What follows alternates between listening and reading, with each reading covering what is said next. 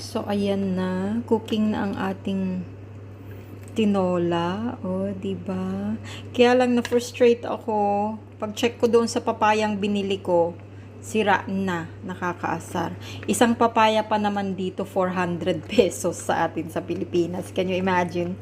Wala. Nasayang long. Nainis ako. Kaya, para-paraan, yung binigay sa akin ng friend ko na courgette, yun ang ginawa kong papaya. Tapos, nagtinola ako ng yung isang buong manok. Kasi, hahatiran ko siya later. O, ganun talaga, diba?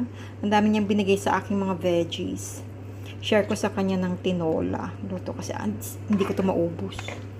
Ang dami. Isang malaking chicken yung binili ko kay Opa kanina. So, i-share natin. Cause sharing is caring. Char. Diba?